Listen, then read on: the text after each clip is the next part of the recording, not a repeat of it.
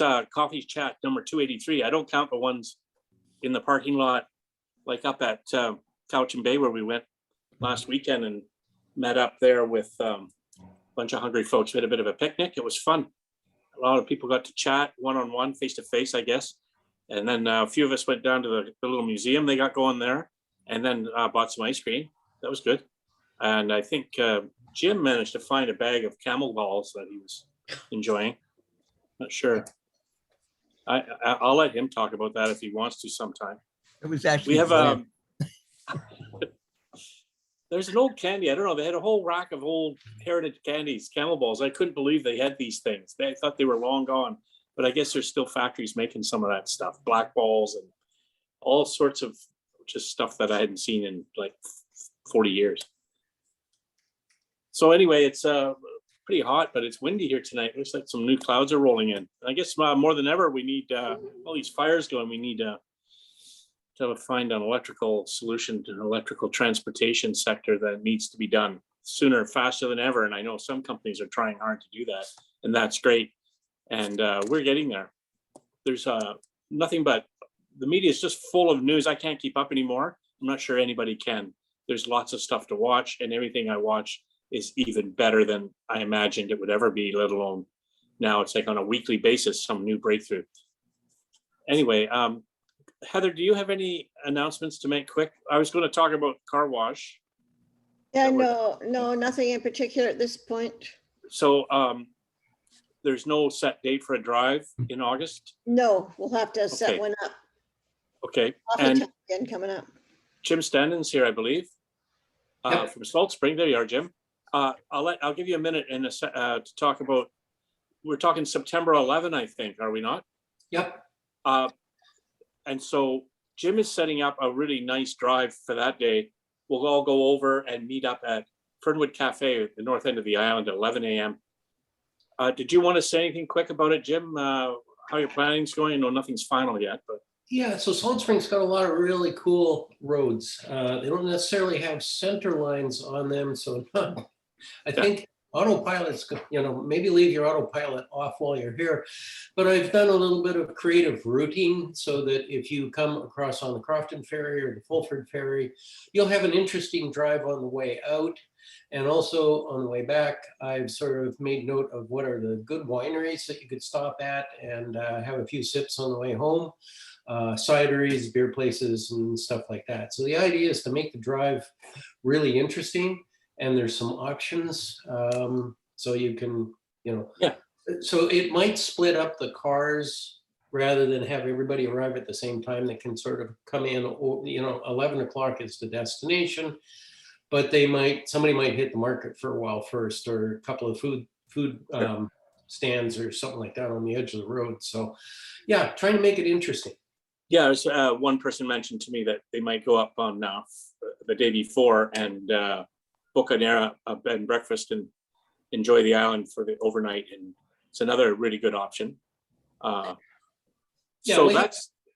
have quite an entertaining market here that can really suck up a lot of time. So it's minimal time if you're coming for Victoria to kind of stop in, but still, if you want to do that, spend more time looking for a parking space than you will at the market. But it's just the way it is. But September will be a lot better. Like, it's good we're doing it there. It's so that's quite crowded here now. I believe that's the date we're going to do, and we're just waiting for Jim. He's going to put together a itinerary. I've already seen a draft. It looks really, really interesting. Lots of options. And so the idea is to meet at 11, and we can visit and be a little more kind of a proper get together around 11 for an hour or an hour and a half, and then everybody can just go their own way again. Kind of like we did up at Couch, and I think it's a nice format. Gives you a destination and a time to arrive, and then we go from there. You pay for your ferry when you go over, and you pay for the return trip when you go over. So the return trip and that can be from either end, either ferry. Yeah.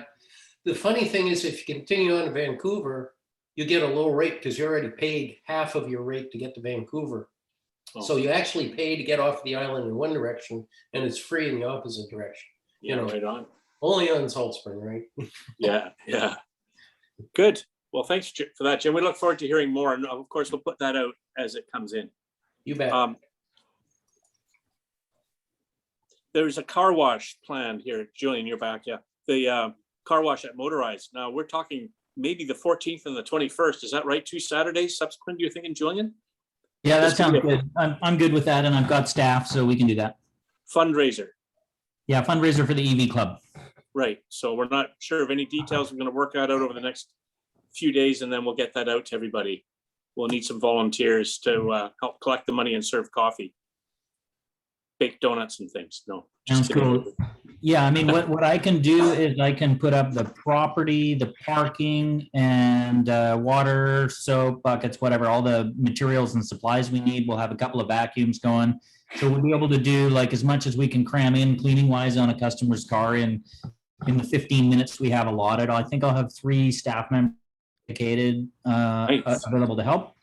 And yeah, we need a couple of EV club members to help, avoid traffic jams in the parking lot and whatnot. And we'd probably like to get it done in the morning before the blistering hot sun comes. So we do like 9 to 1 or 9 to noon or something like that. Yeah, 9's a good start time. 12 would be 3 hours. I would probably do it, 9 till noon. That's Yeah. slots. Yeah, if we do it for a couple of weeks, like it's no sweat for me. I have no problem coming up with the people to do it. And then if somebody Okay. can't get on week 1, they can show up on week 2 and go from there. Okay. Any comment? Maybe we'll say it for the end. We'll get talking to our guests here quick. But if anybody's got ideas or can come up with an email the club and let us know. But there will be more information coming out about this for sure. So at this point, unless there's some other pressing issue, I'm just going to jump right in here. We can talk. We've already started talking about lane centering. Anyway, of course, none of you need an introduction for our, I say our famous EV Tesla experts in California, but I'm going to say the most famous EV couple on our planet. I saw you James guys and on the Lisa. interweb. Yeah, I James know, and right? Lisa Locke. And I know that the list is just growing, right? Your contacts, and that's people are picking up your beta driving videos. That's awesome. One thing I noticed about your videos is very consistent. You go from one stage to the next, and it's very solid and consistent every time, and it's really reliable.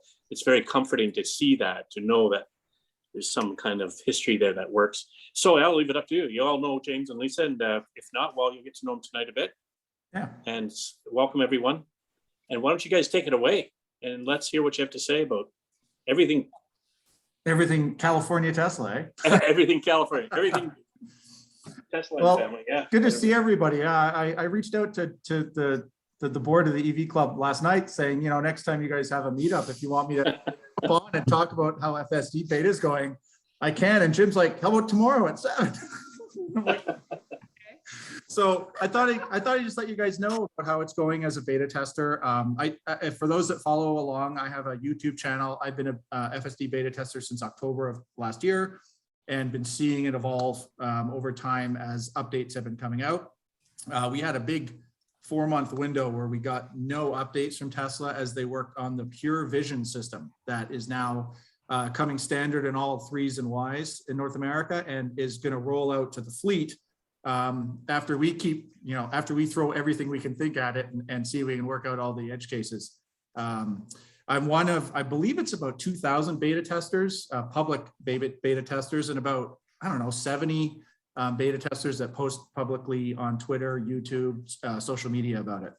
So the biggest change that's happened is this Pure Vision stack that Elon has been mentioning online a lot. We now have that in our Model 3. We got what's called FSD Beta 9, which was 3 weeks ago now. And then we just got version 0.1 last Friday. Maybe you could explain Pure Vision. Yeah, so Pure Vision, so our radar has been disabled in our car. So that forward-facing radar is now disabled and the car is operating on only the 8 cameras and operating and navigating based on those 8 cameras. It was interesting when Elon mentioned that. Both Lisa and I were kind of surprised because that superhuman vision, the superhuman ability of radar to see through fog, through cloud, bounce a signal on a car or around a car and be able to see it. We're trying to think, how are they ever going to replace that with vision? I don't know how they're doing it, but it's a very impressive system that we're seeing in the car. So when they did this previously with the beta FSD, we only had beta for city streets. So anytime we navigated around city streets, if we went on the highway, we had the same thing everyone has, that nav on AP system. But the Pure Vision, we now have the beta with highways now too. And it's really impressive to see this Pure Vision, which stitches those 8 cameras together into one 360-degree vision. I don't know, for those that have a Tesla, when you're on the highway and you have a car or truck pass beside you, how it kind of jumps and hops as it switches from the front camera to the side camera to the rear camera. It kind of jumps all over the screen. That's gone. It's a nice smooth transition as a car moves on the screen. And not only that, you see every car on the road, and at least, I want to say, what, 7 deep behind you now, at least. So when you spin the 3D image, you can see 8 cars behind as well. And it draws them all on the screen beautifully. So it's that situational awareness and that showing the mind's eye of the neural networks is very impressive to see, and build that confidence in knowing that the car is seeing reality as it's playing out around you. Some of the most impressive things, phantom braking, basically gone. I haven't had a phantom braking incident in a while. I've had a braking incident where the car is not sure if like a car coming out of a driveway is going to be coming like to cut in front of me. So it's cautious. But the areas where I could, pretty reliably have the car slam on the brakes, that's not happening anymore. It's buttery smooth with decelerations now. No more pulse braking, no more jerky acceleration. It's just, it decelerates. If you remember the days when you were training to drive and the driving instructor's like, you shouldn't notice you come to a complete stop. It should just roll and stop. It does it just like that. There's no like braking and head movement when it comes to a stop. When it accelerates, it's cautious, but when I think about it, I'm like, oh, it's going too slow. I'm like, yeah, but that's how I should be accelerating. Just because I can go from 0 to 60 in 3 seconds doesn't mean I should do it every time I'm at a red light. So what I've done is try to be patient with it. And when there's cars around me accelerating related to the gas cars around me, and it's usually just ahead of those gas cars acceleration, unless you get a Mustang or something beside you, and then I have fun with it. But whatever, it accelerates at a normal pace off of a light, which is really exciting to see.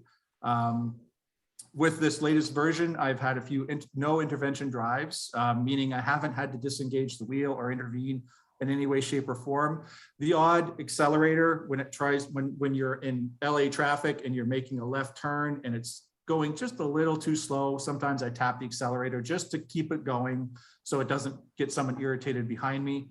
But otherwise, it's doing really well. Still very Canadian. It's Canadian driver, yeah. It's very Canadian. Very patient and cautious.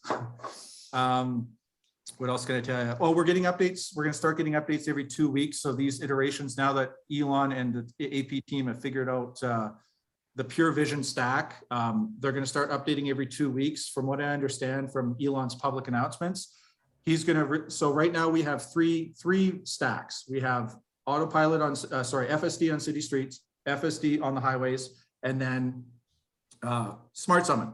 That's a whole nother stack. Apparently version 10 or 11 of the FSD beta, we're going to get, what did Elon call it? One stack to rule them all. Right.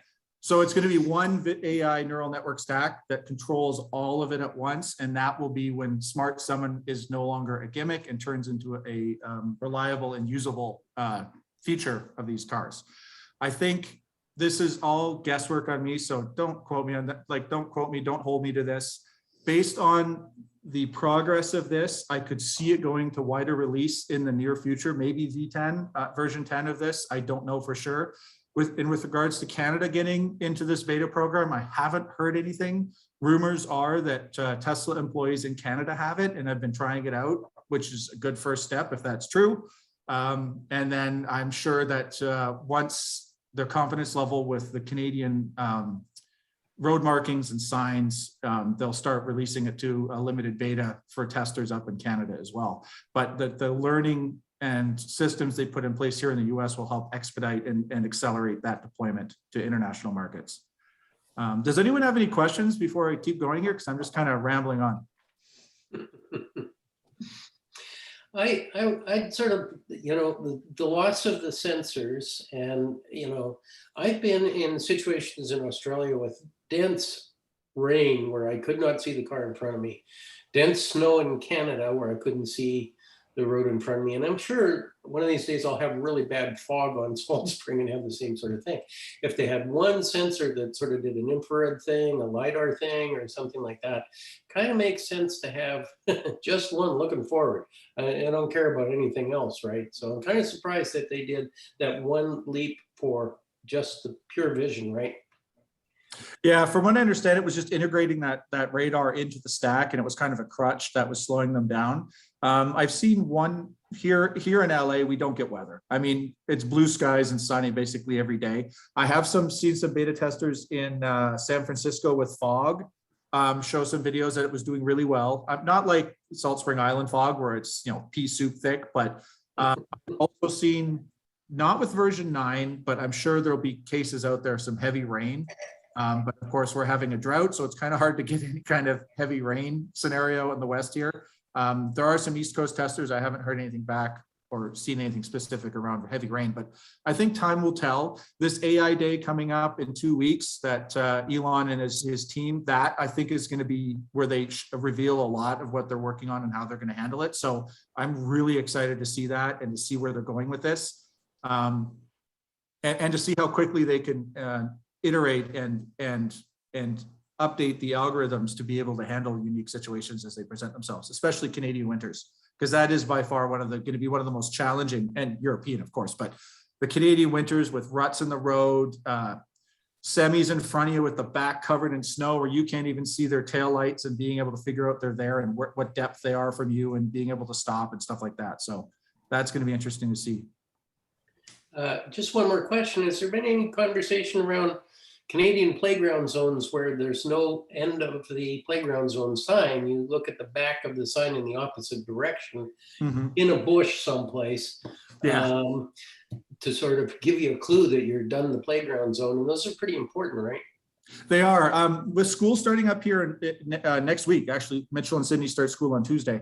It's going to be interesting to see, because school zones will be active again. They haven't been since since the beta, because COVID and schools have been closed. It's all been at-home learning. So with full school opening, I'm going to try to go out and do some testing and see if it actually will see an active school zone and how it will handle on the other end of it. Because here in Santa Clarita, they don't have a resume normal speed signs either. So it'll be interesting. Okay. It's the same as Canada, where you see the school zone 25, and then you're like, okay, when did that end? Where can I speed up to 50? Yeah. So that'll be interesting to see for sure. Okay, good. Yeah. Ask questions as you have them. Some other news. I'm still active with the Owners Club program. Obviously, I'm down here in LA, part of the Tesla Owners Club LA. And we just had what's called a quarterly meeting with Tesla and all the different owners clubs worldwide. We were lucky enough to have some guests from Tesla attend. And it sounds like Tesla is doing their typical iteration and listening to customer feedback in owners clubs and adjusting as needed to try to improve the customer experience. Some changes coming down the line, nothing specific, but lots of awareness of concerns around the delivery experience, communication across all the threads, sales, delivery, service, and support. So they're working heavily on improving all those situations. For those that don't know, I think the Tesla.com website now has a chat feature for support. So if you just had an odd chat support question, you didn't want to open a service ticket, you can go on to Tesla.com, go to support, and go through the chat feature, and you can ask questions in there now. I understand. I haven't personally tried it.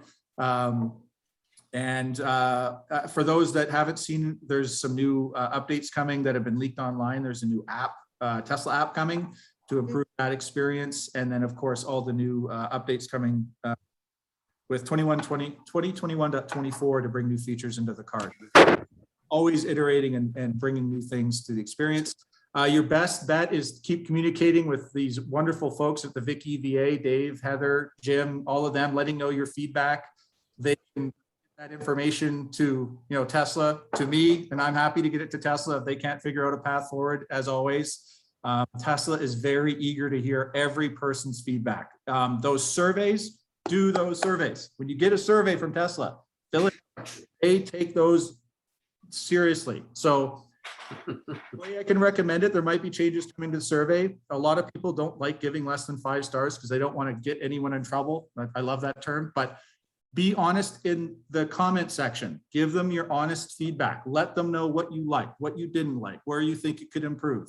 They read every single one of those and act, and data is king with Tesla, as you know. It's not just on autopilot with data. It's your data, your information, your experience. They're totally listening to and responding to. And the more someone has an issue and the more people that have the same issue, the more resources they're going to dedicate to fixing it. So that's my best advice to all of you is, be honest with Tesla and they will act on that feedback. Yeah. Oh, that's awesome.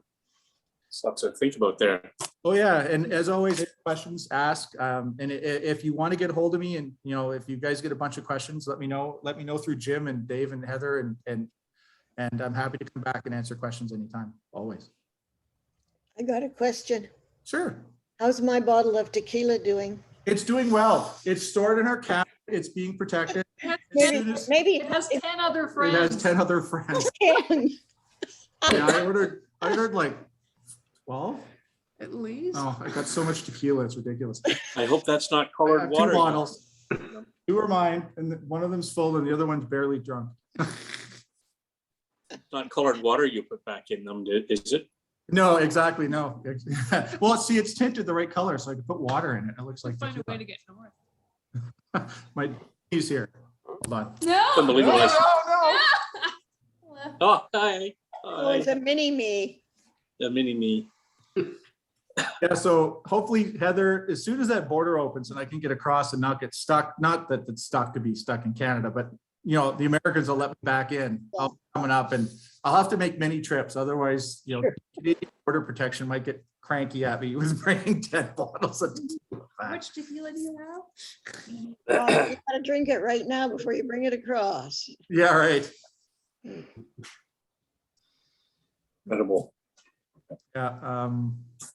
I know you guys are burning up with questions for comments, anything at all. All right, I got questions. I got for questions it. about FSD.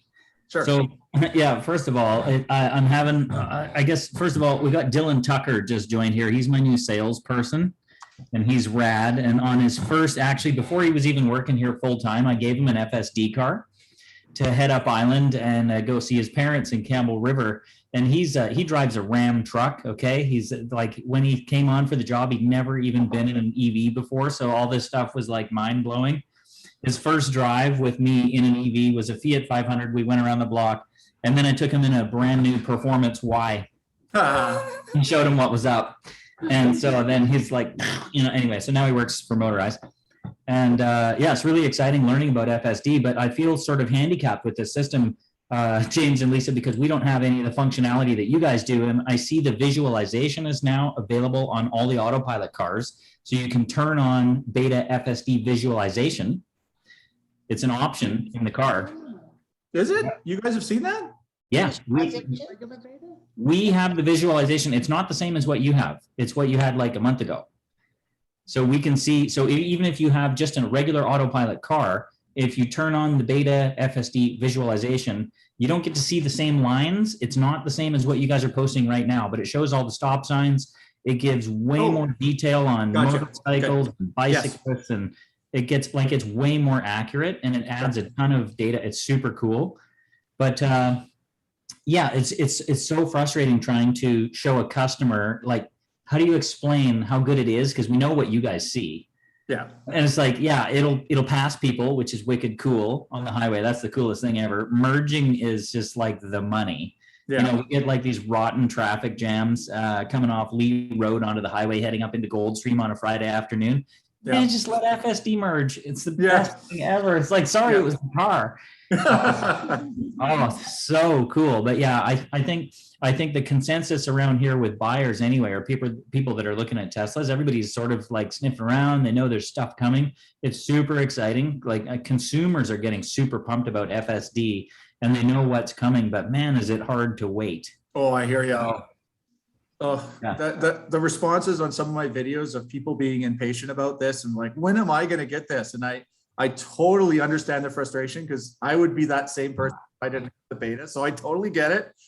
I think it's, like I said, don't hold me to this. It's close. It's getting so close. It's just the way I keep looking at it is, you know, for everyone in this room that I know, you guys can handle the current iteration of beta and you would understand its limitations. You got to do it to the person who doesn't understand and is totally going to do something stupid with this software. So like you know, those pictures of the guy putting on the cheat device and in the back of the car. So, you know, I can understand why Tesla is making sure it has that March of Nines so that when someone does it and you know someone's going to do it, they aren't the headline news story, unfortunately.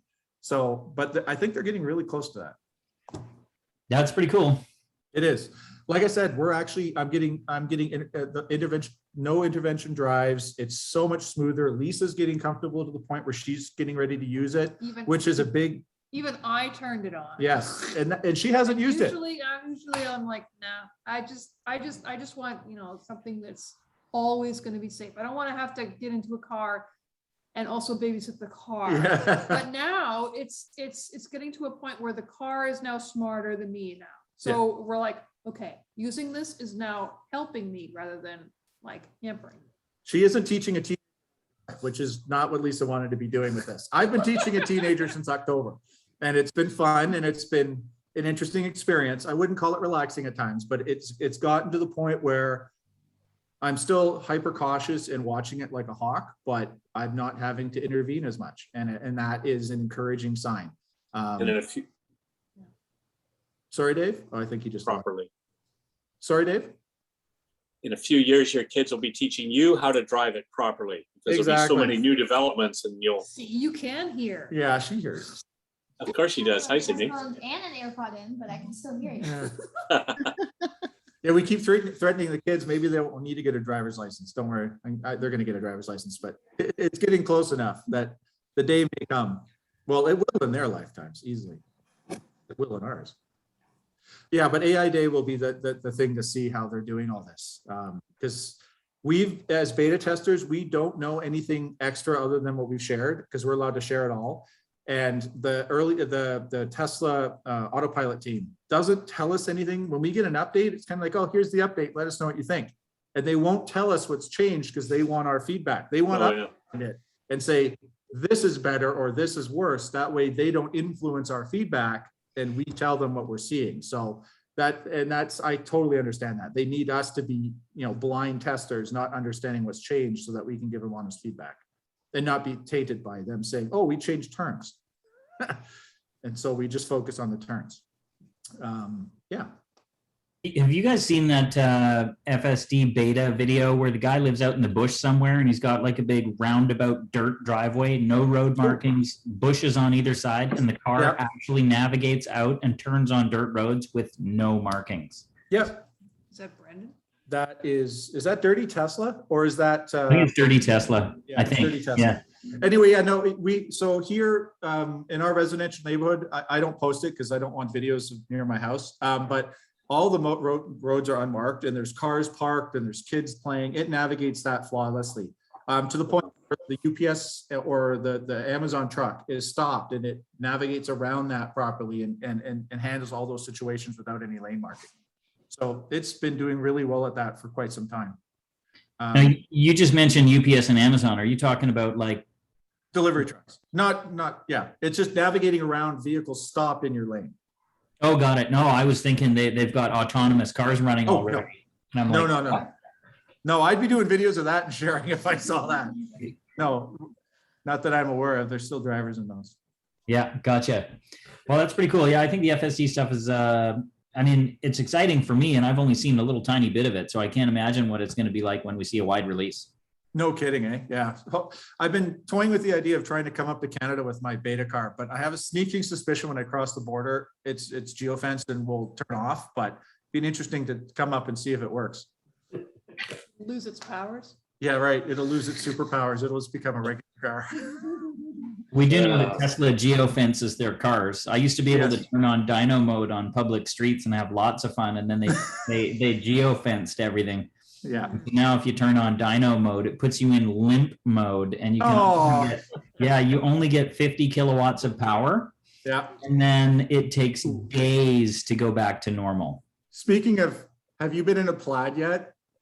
I have one coming in to do PPF and ceramic on it next week. So you haven't been in it yet? No. Oh man, Julian, when you see that, you didn't buy one, man. That, Actually, I'm not allowed to buy any cars from Tesla. They blacklisted me. well, we could arrange something there. But so the interior of the new S and X, oh, beautiful. If anyone hasn't been in it and you have the opportunity, go see one of these cars when they come out in the area. They're beautifully done cars. And the handling of the S, it's like an S and a 3 had a baby. And this is the new S. Its interior is the high quality of a luxury car, like the luxury end of the car, but it handles and feels sporty like a 3.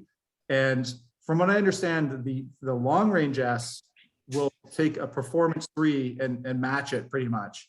And then Wow. Plaid S, yeah. And the Plaid S, I was at the event, and then we have a friend in town and she let us drive it. It pushes the air out of your lungs. It's so much power, and it's continuous. If you floor it at 60 miles an hour, it's even more power and torque than at 0. So it's a rocket. It's amazing. It's an amazing piece of engineering. Did you ever watch the Drag Times YouTube channel? Yes, I saw it when they did the Porsche Taycan. Oh my God. I think the Tesla only had 60% charge in it. Yeah, And the Taycan was fully charged. you're muted. Sorry, it was the fastest Turbo S Taycan. Yeah. And yeah, wow, it just got destroyed by the Plaid over and over and over again. Wow. Yeah, it's a mean machine. So I'll talk to you later, Julian, about your comment there about blacklist. I'm curious about that, but It's a really simple one, and I can spill the beans really quick. I ordered a couple of Model Ys, one for my daughter and one for me. yeah. And Tesla phoned me and said, your units are ready for pickup in Surrey. You can have them. And I was going to finance one and pay cash for the other one. And they said, is this under the company name? And I said, yeah, because if the company buys the cars, then I'm not out the tax. Yeah. And they said, well, we noticed on your website that you sold one. And I said, yeah, I had a 2021 Performance Y. It was my own car. And I put it up for sale. I didn't think anybody was going to buy it. And I added $4,000 to the price because we put PPF and ceramic on it. And Tesla rep called me back and said, well, somebody in Fremont doesn't like that you marked up a car beyond retail and sold it. And I said, well, I didn't make any money. I actually lost money. And I did the math for them. It's like the ceramic cost me $2,500 and the PPF was $1,000. And anyway, and they said, yeah, sorry, you're a dealer. You can't resell those. So we're canceling your orders. So now I have no car and they will not sell me another one. And then they called me 2 weeks ago and said, hey, your Y is ready for pickup. And I'm like, well, I think I'm blacklisted. And they said, oh, really? I don't see anything. I'll call you back. And I said, okay, call me back. And they've never called back. So I'm really hesitant to go pick up a car that they say is ready for me because I don't want to waste a trip in Vancouver. So I don't know whether I am or I'm not, but I'm currently riding a Segway 9-bot to work and back. It's very cheap. Do you want some help with that? Yeah. You got it. Yeah, thanks, buddy. I'll talk to you later. There's something, I'll tell you something later. I can inquire about that for you. I know there are a lot of dealers who are buying brand new cars and paying Yeah. cash for them and reselling them because I see them come up for sale all the Yeah. time. Exactly. And it's like, and they're pulling crazy money right now. Yeah. Like, yeah, stuff that's $69,900 retail brand new is selling for $80,000+ here. Wow. Yeah, it's insane. Used Model 3s were selling last week for $50,500 Canadian. Used, like with 40,000 on them for a 2019. It's insane. Like these dealers are paying all the money for the cars. So anyway. Well, I did a trade-in on my 3 here, Julian. You'll love this. It's got 75,000 miles on it now. Yeah. 2018 performance. They offered me $43,500 US. Yes. Oh my God. And that's Wow. like Tesla. So it's the lowball number, right? Wow. Okay. You're doing okay. Flip that. I could flip that apparently for 50 now, 52 US. Yeah. You could call any dealer and just say, hey, buy my car, and they'll pay you all the money for that car. Yeah, They're you love dying to get this it. on the S, 2017 S, 107,000 miles, $46,000. Holy cow.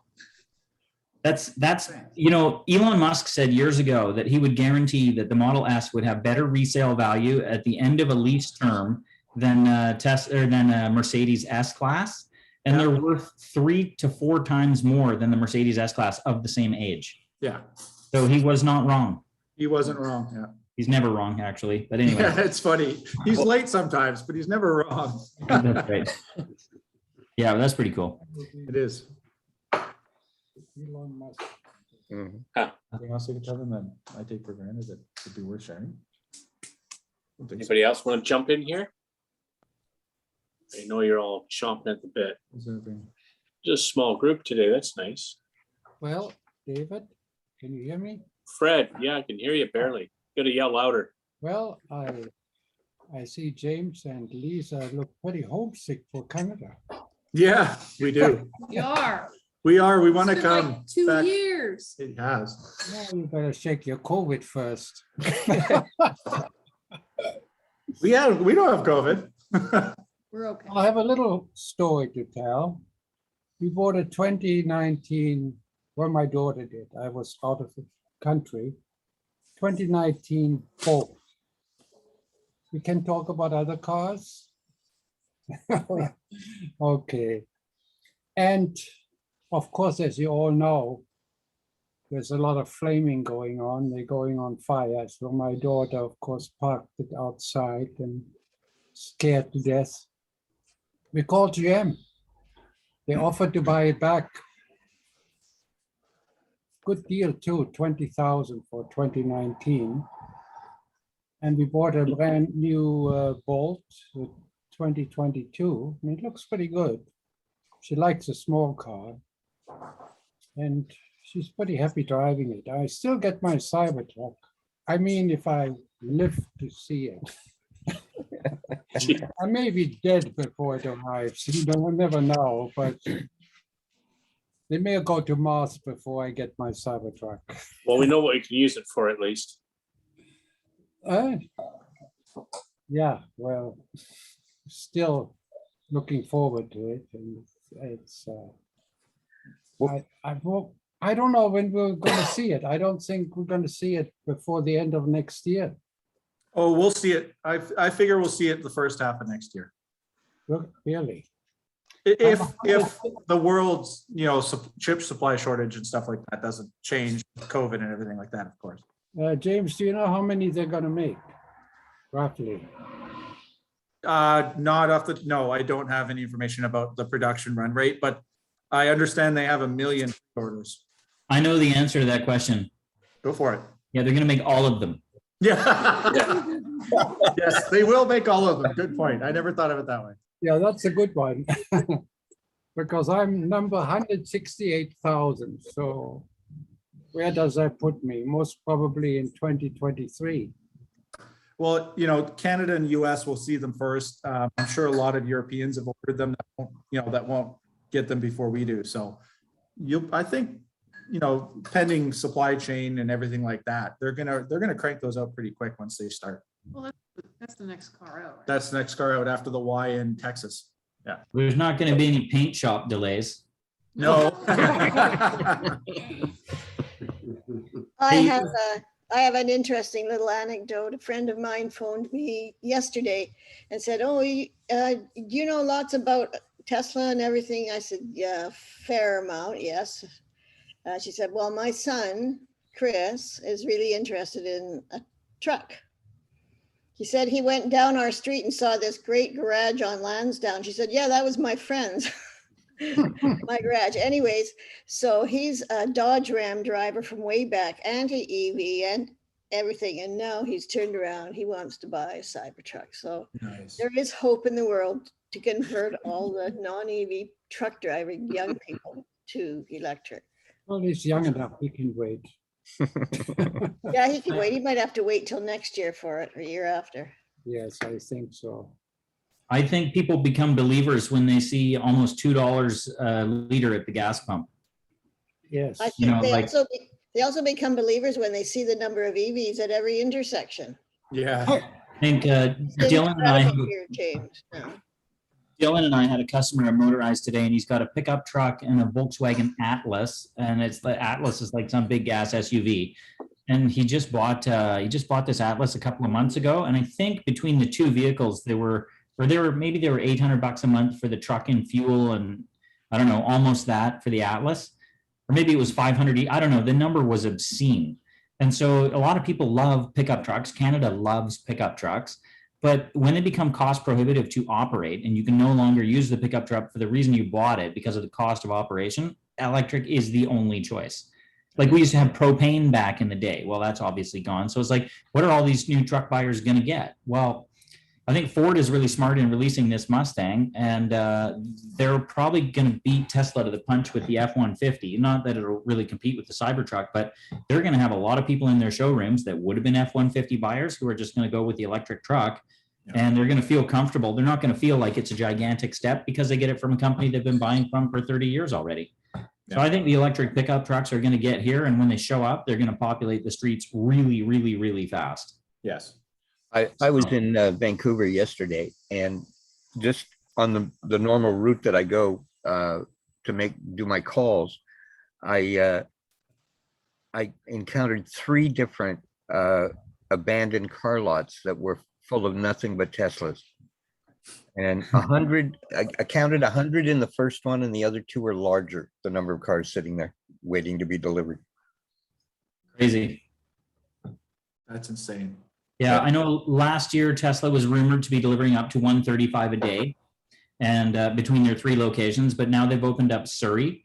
And I've asked a few people at Tesla, and none of them will comment because it could affect the stock price by divulging information. So nobody will actually say anything. But I did some simple math when I was over picking up my Y with McKenna. And I speculate in Greater Vancouver, Tesla is delivering well over 150 a day, 7 days a week. It's, man, like they're flying out the door. Yep. So that's a lot of cars. Like that's, cars. you know, I mean, what's Giga producing, like 1,000 a day in total? So so Vancouver's delivering 150 plus a day. That is a factory that's feeding all of North America, and like 15% of their vehicles are just going to one city alone. Our adoption here in BC is like really big. It's pretty spectacular. Yeah. Every time you go out for a drive, you realize there's more cars, you see them. And I have everybody commenting to me that way. Yeah. So that's an interesting notion.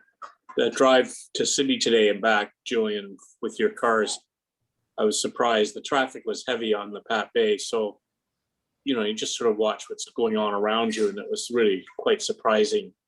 The old generation Leafs stick out, but the Kona and the new generation Leaf and some of those vehicles, the Soul, it's very hard to distinguish between the gas and the electric, you know, when you're driving, you know, because you can't pay too much attention. But when I was able to, I was surprised just how many there are. And it's not been that long since I've been out in that highway in traffic. I swear every 2 or 3 months, it doubles. That's how it feels. So Fred will remember when we get together at the coffee shop and talk about, it only took us 6 weeks to see another EV in the wild. We went to Vancouver on the last weekend, and we were in the reserve line right behind a Polestar. So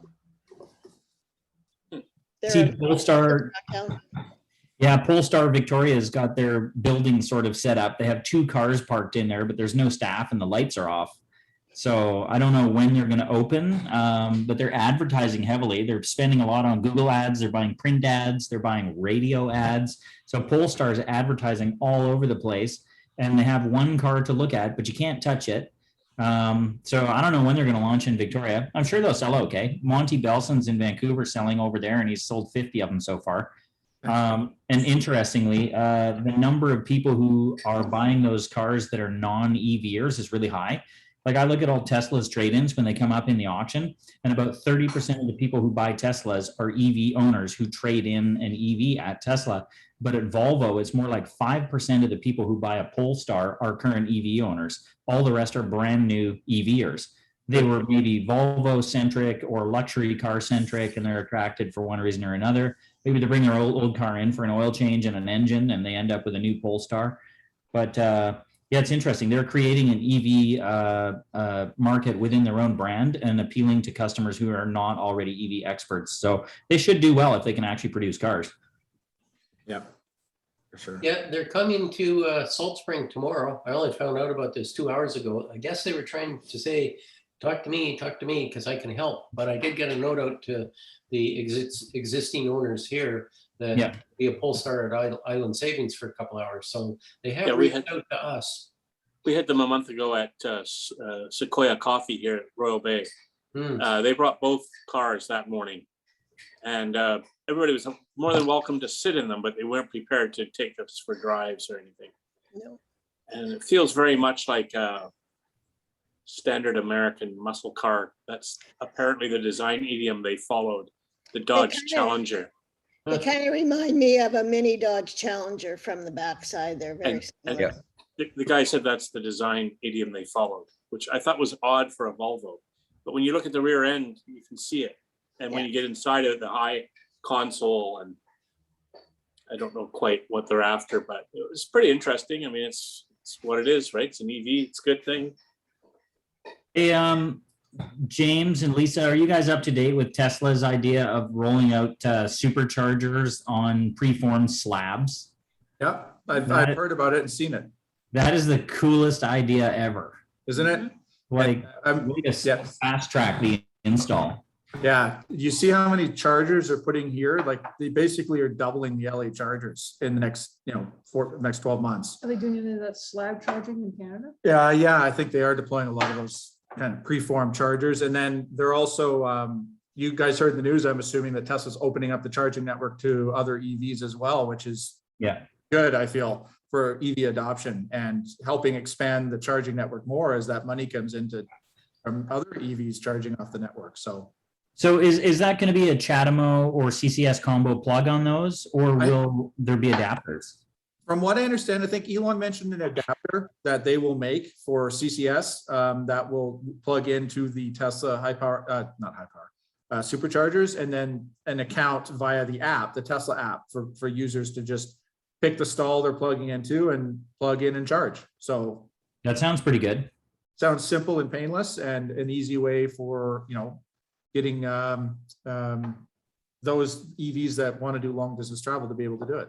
So They'll have to pay. say more than they say more than us, more than EV, like more than Tesla owners, but only because Tesla kind of bought into the network through the purchase of a Tesla, but not a significant.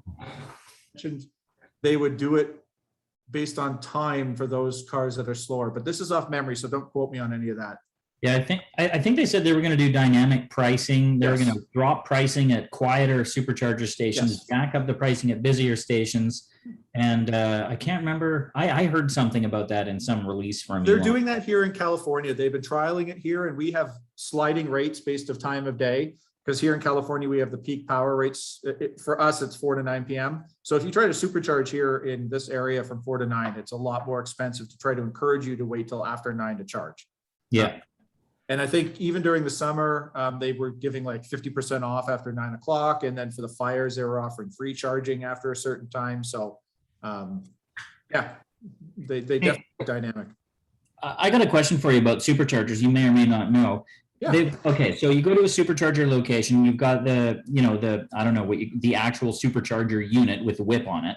Yep. And then there's always this big pile of white, gigantic refrigerator-sized boxes nearby. Do they use any stationary battery storage to store on premises? It varies. The bulk of them, no. Short answer.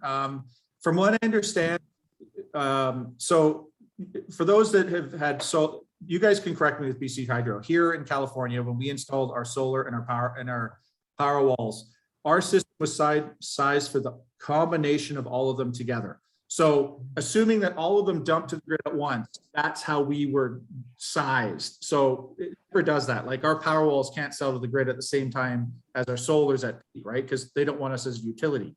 But so if Tesla does a supercharger location and say they put in V3s and they put in 8 of them and they put in batteries with it, the draw is the batteries drawing maximum capacity and all the supercharger stalls at once. So it's massive amount of power they have to, register with BC Hydro. So I think that's until that is scalable and they can recover those costs. I'm not sure if they're going to do it, especially if they don't have unreliable power. I do know rumor has it that some of the chargers going up towards Prince George that are on the map, some of those will probably have some batteries associated with it. That's a best guess, educated guess. Because of, diesel generators and power issues up there, they're probably gonna have some backup power. Cool. Yeah. Have we ever been to one with batteries that we've seen? Not that I recall. We'd have to look in the little wooden gates. You have to look in and see if you can see the mega packs associated with them. We only looked- What about the big one at Kettleman there with all the solar panels? Would they have any kind of backup with those? No, I don't think so. I've heard those go down in an outage, like if there was an outage in the area. I have only heard of it once going down. I don't know if you guys have heard, we have some massive superchargers going in here, like 138 stall supercharger going in just north of us. That's it? Sorry? That's it, yeah. Can we get down to the important business of the patents on the burger and fries for the Tesla That's right. restaurant? And Exactly. I think It's Santa Elon Monica. ought to nudge Elon on the importance of donuts. Exactly. We need donut shops and your donut coffee and burgers, man. That's pretty cool. Seems It like they're getting ready for massive deployment. Yeah. Yeah, it does. We just need a couple more on Vancouver Island. Mhm. I have no doubt they're coming. I have no doubt. What's the most northern one now? Is it still Nanaimo? Have you guys Still in the ever Nanaimo, used it as in far Nanaimo? as it goes, yeah. Logic People- dictates they're gonna people keep totally go asking further. all the time. Yeah, I mean, Tesla's going anywhere that there's a highway that a driver wants charging. I can't see them not eventually going up island and going, I mean, even just a Fino. Yeah, they're still waiting there To too. get something up there. Didn't I see that Seashell was getting one now? Yeah, Seashell's getting No. one, but not Comox or Campbell River. Oh, okay, yeah, who knows? I can see them. I'm still waiting for my northern Alberta one, so Yeah. so I can do my trip and not take 3 days to get from Edmonton. You're still capped at I'm Edmonton. still capped in Edmonton. And we've just gone through another round of rumors about the service center here in town, Oh, yeah, but that's all sort of dried up in the last month. it has. Haven't heard I did ask my contact at Tesla about that. Crickets, never heard anything back, but Yeah, we heard out of Langford, they were looking at a piece of land or something, yeah. but that all just disappeared. Haven't heard a thing. Oh, it's been very quiet anyways. I heard that they had shovels in the ground and Tesla's acquired a piece of property, but I have no idea how solid that is. Yeah. Maybe I should ask more about that, see what's going on and give them another push. Well, having said that, I mean, apart from a few glitches with Fernies lately, I think most customers are pretty happy with the service over here on the island. Tesla's good. servicing people really well. They've Yeah. got the 2 full-time rangers, plus it seems like a couple of days a week, they get 2 more of those little transit vans over from Vancouver delivering bigger stuff and servicing customers. But Good. apart from the North Island, I think the Tesla community is served pretty well by the mobile rangers. Good. I can get a Tesla serviced quicker than I can get a Kia serviced. I can tell you that. That's Wow. good. Yep. Yeah, I had a Model 3 long range dual motor that had a couple of squeaky control arms. And by the way, if anybody's got a Model 3 or a Model X, and it makes a funny, weird, squeaky, creaky, groaning noise when you go over a bumper, turn your wheel, it's probably just control arms, and they're cheaper to replace on those things than pretty much any other car. I was happy to find out. I mean, for most of us, they'll be under warranty, but if they're not, like I've got a 100,000 kilometer Model 3, which is not under warranty, and it was only $208 for a new control arm, which is like half of what I was expecting it to be. So I got 2 on my X this spring. And then it was still making weird noises. And then we found out that 2 of the tires had gotten reversed and one of the back was on the front and the front on the back on one side. So it was kind of grinding away on the tread just a little bit. oops. Yeah. Been there. Yeah. But once it was done, it was like a new car again. Yeah, Awesome. nice. Right on. We were having bushing issues on our Chevy Bolt 2019, a little bit back. So we took it in and, I assumed it was bushings, and the guy at the front desk, we went to pick it up, said, oh, it was bearings. And they couldn't replace just the bearings, so they replaced the whole rear end. And then when I looked at the paperwork, it said, yeah, it was bushings. But either way, they couldn't just get the bushings and they had to replace the whole rear axle. But then we had a funny clanky sound. And before we went on a trip, I looked under there and there was a red S-hook hanging inside, which I assume they hung the brake caliper off of while they're replacing the rear end, and they just forgot to collect it. So it was swinging around back there. Fortunately, there's nothing really moving nearby, so it wasn't a problem besides the sound. But it was actually kind of funny because in the report they wrote up, they said, oh, customer reports, we said clunk, and they said a cluck. And so the guys over in Vancouver were all laughing about the chicken they must have found in there.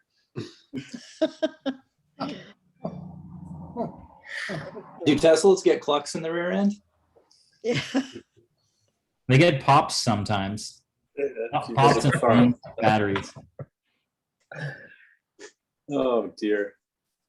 So I'm curious, does anybody have ideas how these adapters won't walk away from the supercharging stations? Will they be cabled in with something where you cut the cable and alarm goes off?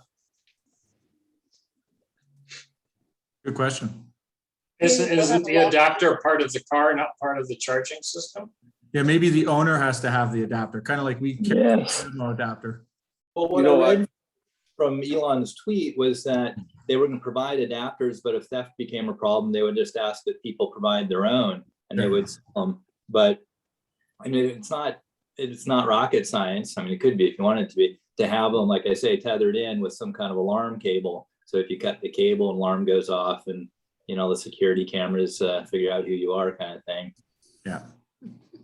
Speaking about adapters, Kelly Carmichael posted this week a comment about this subject and suggested that the federal government probably wouldn't want the adapter solution to be how it happens.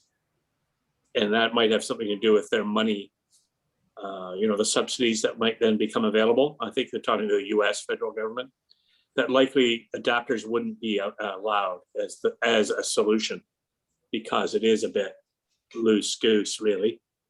I see them wanting to see some kind of a charge head that would be more standardized. So that was what Kelly Carmichael was saying. I just kind of respect his insights into that, but he didn't have a solution. He was just saying, because government subsidy could affect very much how it ends up. Yeah, my understanding is also that part of the motivation was to get the government subsidies. And my guess is that if Tesla does not provide the adapter and you have to buy it, it probably wouldn't qualify. But if it was somehow either built in, like there's a separate cable and a car plug, or if it was attached in a way that it could be used and it was permanent to the station, that probably would also qualify for permanent to the car. Yeah, right. Yeah, I'm sure there's a solution somewhere. I don't know it. Cool.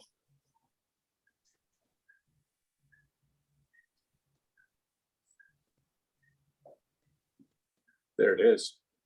All right. Well, since you guys don't have anything else, I just thought I would show you my new Roadster. Ooh. Hold on, it's really hot out, so I'll just take the roof off. Oh, there we go. If you guys have not seen one of these things, you gotta. Heather, you got a Model X, didn't you? Yeah, I did. Didn't I smuggle it into the country for you? You did, yeah. Yeah. It's my favorite new toy. I mean, really. I might have to get one of those too. Model ones. And Julian, how old are you? Old enough. Guess I shouldn't show the Mark collection. They won't sell me anything else, so I bought this. It is pretty cool, though. If you guys ever need a toy for your mantle, I'd recommend you buy one. They're very cool. They are. Yeah. When are those going to hit the streets? Later. Yeah. I've just got to get a Model Y now, and then I can get my Model X that I've got wrapped in blue, so it matches, and have a white X and a blue Y. Okay. White Y and a blue X. In that beautiful garage you've got. Right on. So I guess I'll hear back from you guys about a car wash possibility in a week or two. Yeah. So are those the Saturdays that suit you best? 14th and 21st? Yeah, I'm available. I'm up for it. I'm up for it. And you want to do 2 of them, right? Yeah, absolutely. So Julian, how much? the pricing that you gave me by email, Julian, that still works for you? Yeah, that's fine. I mean, Okay. it's whatever works for the club. I mean, I don't know, what did we put in there? An S or an X should. You cost said more with it. it was $20 for a wash, 15 for a vacuum. Yeah, there you go. Yeah, I don't know. I mean, it's whatever people are comfortable with. I don't know. It's up to you guys, but I'm sure for a good quality hand wash, including wheels and maybe some tire shine if we've got time, it's probably well worth it. So. Okay. And Dave, the Sounds- donuts will be how much? Oh, they're pretty affordable. $1 each or something. I don't know. $2 each. $2 each. Okay. Okay. And while we're here, we're waiting final confirmation, but it looks like Eco Night this year, although it's in 2022, is March 19th and March 20th, and will be called Eco Weekend. We have so many dealerships and potential sponsors that there would be no way to fit them in on one night. And the Royals have just gone to the WHL for approval because they've never done a back-to-back sponsorship with anybody, but they're pretty sure that it'll go ahead. Cool. And they're going to give it to us for the same price as for one night? That's what they're hoping to do. That needs league approval. And James, if you guys want to come up for the 19th, it'd be great to have you, especially if you brought a Cybertruck with you, which nobody has. Well, if I seen get my on this hands side on of one, the border you got it, bud. Well, I know there's demos around, you know. Long range, yes. Have they produced more than one of those, or is there just that one unit? I understand there's a few been spotted in Austin, Shell, of Cybertrucks. There was a photograph I saw of Elon doing something when they inaugurated the Austin plant, and there were 2 of them there. So I know there's more than one around. That's kind of cool. The thing was in New York the other day too. Yeah, a while ago. Yeah, that was amazing to see. But I really think, James, that, you know, I mean, you should be the guy to bring one into Canada. Yeah? I'll work on that. Uphold your record. You did it with the X and the Model 3. So Yeah. Just need a temporary visa. yeah. Well, I can get it in Canada. I haven't surrendered my Canadian passport. I meant for the truck. Oh, okay. Well, he needs a plate. Yeah. I'll just email Elon and see what he can do for us. Jimmy, what's the date on that again? March 19th, and if the league approves, the 20th. Well, if I can come up for that day, I definitely will, depending on border situation and everything, for sure. Well, good dinner for you. Yeah, the border here opens on Monday, unless the border guards go on strike. Yes, they're on tomorrow. strike. Yeah, I was supposed to come north in August, but it got pushed to September, so we'll see how it Oh, goes. okay. Good. Well, sounds cool. I'm gonna make like a hair and split. There's a couple of guys in Russia who couldn't wait to build their own Cybertruck, Yes. an exact copy of it, you know. Maybe we can call them and say, "Well, you You get one of theirs, yeah. Probably be easy. It might be. Anything to get out of Russia in March. Yeah. Yeah, right. I'm out of here. It's nice to talk to you guys. Have a good night, and Good thanks seeing for you, Julian. chatting. See you later, Julian. Thanks Take for care. telling us Thank you, about FSD. You got it. Oh. There's the man with all the questions. Now what are we gonna do? And half the answers. So And half the answers, yeah. I had rented an e-golf in Ontario a couple years ago, and it ping-ponged on lanes. It had a little lane thing, but it would just sort of go back and forth. It was very odd. It wasn't an e-golf, it was just a regular gas car. You. It was kind of uncomfortable. I mean, you didn't use it. I suppose it would help you if it was, falling asleep. It made an irritating noise every time it changed directions. Yeah. But Was it? I had to take my car in for service in Burbank, and I didn't really understand how much autopilot is like a shield with LA traffic until they gave me a loaner Volkswagen for the drive for the day, couple days that I had my car, Tesla did. And I drove that home and I've never been so nervous driving in 20 years. Driving in LA traffic in a gutless Volkswagen with like 90 miles an hour around you. You know, you're in a Tesla, you're like, whatever, I can handle this. I'm in the spot. You're in a Volkswagen, you're like, I'm not moving, I'm staying in this lane. Amazing. It was amazing how everything shifted and you had to go back to this, you know, the continuous scan and leaving distances and having to think about leaving a distance and watching your speed because it didn't even have cruise control and it was horrible. I had to drive like 100% manually. Well, Standard? incredible. No, it wasn't a standard. The other day, I drove a friend's Subaru SUV to go pick up a load of folks at the airport. And getting on the freeway was downright scary. You push the thing to the floor and there's this long hesitation. I just got used to the Bolt being like a rocket. Yeah, it's amazing. It's amazing what you take for granted until you lose it. And you're like, oh, I want that back, please. That was nice. Absolutely.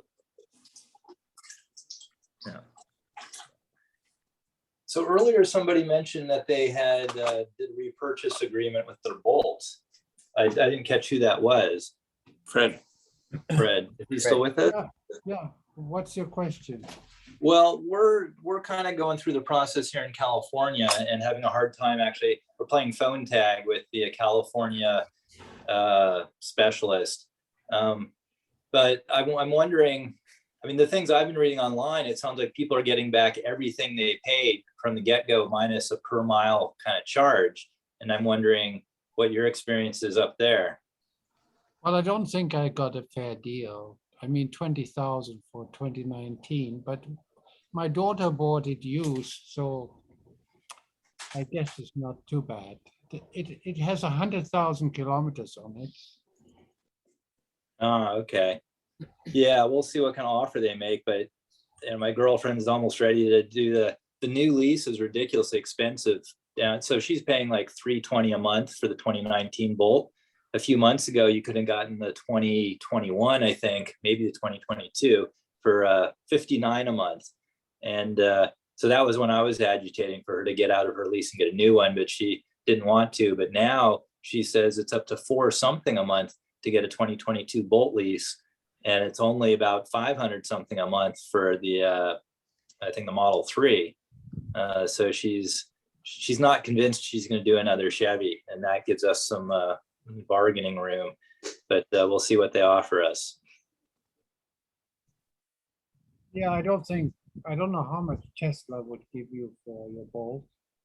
I don't think. No, it's a lease, so we can't trade the Bolt in, but the repurchase agreements work for either just outright money against you turn the lease back in and they give you a bunch of money back, or they give you credit towards another lease. I see. So we'll see what numbers they give us for both of those options, because usually they give you more credit for another lease than they would just cash. Mm-hmm. Well, fun. You know, I've never been a Chevrolet fan. I've owned, I think, 2 or 3, and then mostly Fords and Toyotas and stuff. But the way they've handled the Bolt fires and stuff just turned me right off them altogether. Like they didn't do it with any kind of integrity. Yeah, well, we're still in the middle of it. We'll see how we do going forward. I think if they were smart, they would say, okay, we're going to replace your battery, and maybe they'd rebuild the batteries and turn them back out. But at least you just go in, they pull the battery and give you a new one, and you might feel like, you know, there was some kind of resolution. But they're saying, oh, we have this software, we'll only, we'll figure out which ones are bad and pull them out. And they already did that and it didn't work. And so them saying they'll do that again isn't very reassuring. Yeah. Well, if the cell develops a defect, it doesn't really matter how many times you charge. If you charge it 80%, some are only half full and they're flaming up. So it's just a defect battery. It doesn't matter how I mean, for them to say, okay, come in, we have a fix, and then reduce your range by 20%, and you paid for 100% range, that's really not acceptable. Well, right now, the recommendation is don't charge it above 90% and don't discharge it below 70 miles, which is about 30%. So you've got, 60% of a battery to work with. And we've been driving back and forth to LA, and that adds at least one charging stop. And I mean, it adds a lot of time, and it's inconvenient. But also then like, oh, we park it in the driveway and charge it up at the daughter's place. And if it catches fire, their whole house that they just bought goes with it. So You can't You know- charge it at night because you may get cremated, get a free cremation out of it. So Yeah, for me, the most significant, one of the most significant parts about an electric car is you get home, spend 10 seconds plugging it in, and then ignore it until the next morning. And they're taking that feature away. yeah, temporarily, supposedly. I mean, we've been charging, luckily they just put in some chargers 3 blocks away. And they don't even charge for the electricity at this point. So we've been charging down there.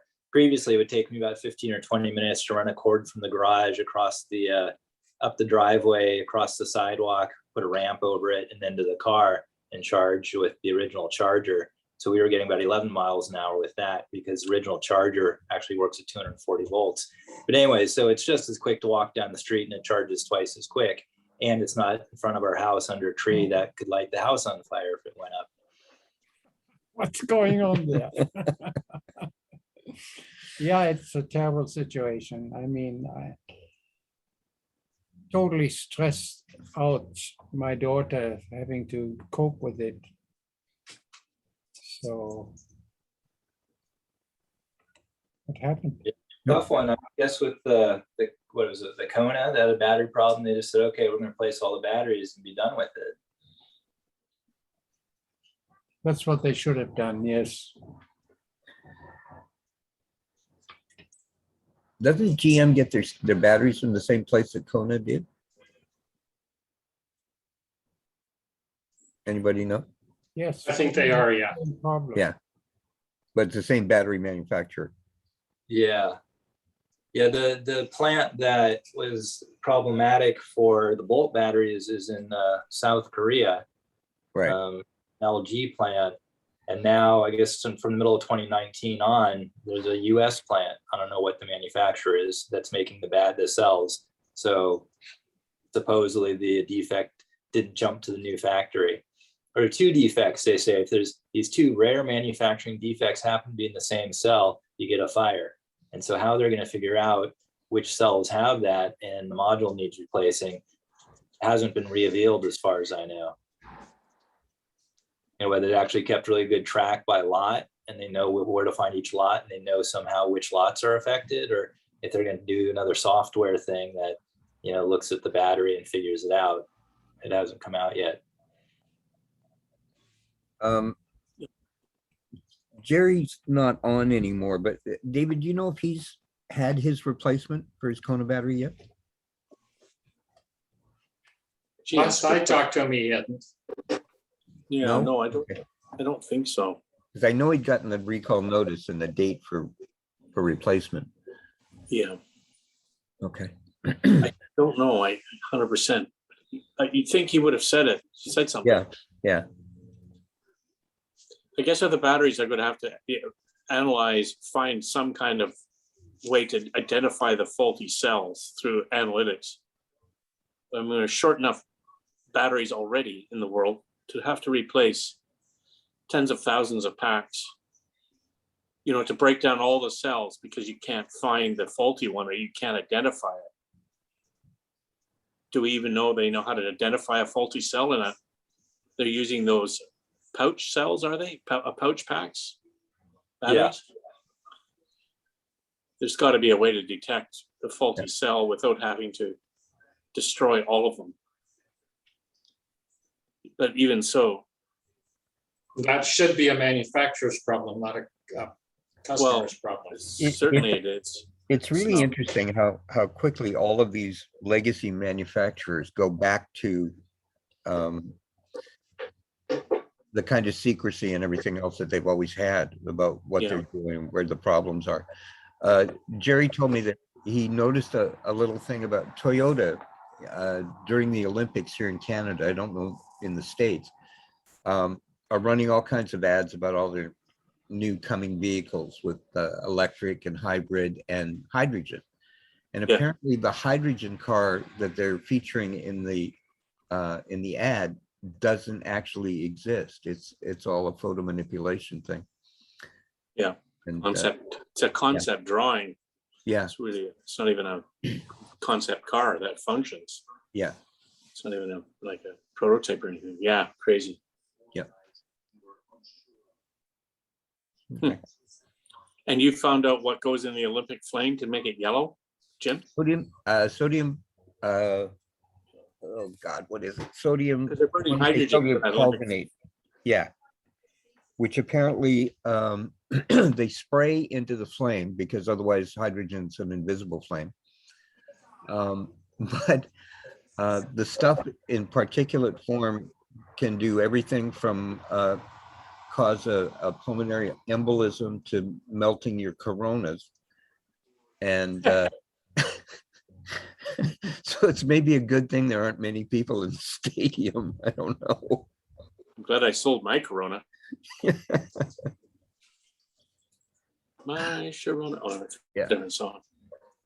But So just going back to GM, they had an ignition switch issue a while ago, where if you had any other keys on your key, it might actually turn your ignition off and lock the steering wheel. I think 17 people died over that. And Yes. they knew it was an issue, but apparently they had a warehouse full of ignition locks and they wanted to continue putting them in cars. And it was cheaper to pay off the wrongful death suits than it was to scrap that inventory and build new.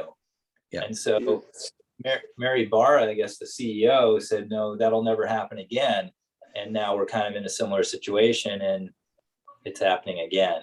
yeah, I think some of the Ford trucks were having similar ignition switch problems. They just lock up the steering on you. well, I remember we did a thing on the website. One of the first myths we busted was about the incredible flaming Tesla. And in the time that Tesla had like 3 fires, Ford had something like 400,000. But they just didn't make the papers. So, because I guess somebody advertises and somebody doesn't. But anyway, Someone did an analysis of Bolt fires and said, well, the Bolt is actually going up in flames, oh gosh, hundreds of times more than an equivalent gas car. And the equivalent was a gas car that's less than 3 years old or less than 4 years old that's parked. So they weren't looking at total fires, they were looking at cars in the same situation. So fairly new cars that aren't running. The gas cars apparently don't go up in flames as much as the Bolt has been. right. Of course, overall, it doesn't go that way, but when you break it down that specifically, it doesn't look good for the Bolt. So you just don't park your Bolt. Just keep driving it. Yeah, that's right. Well, and they're also saying not to run it down. They say recharge it after every use.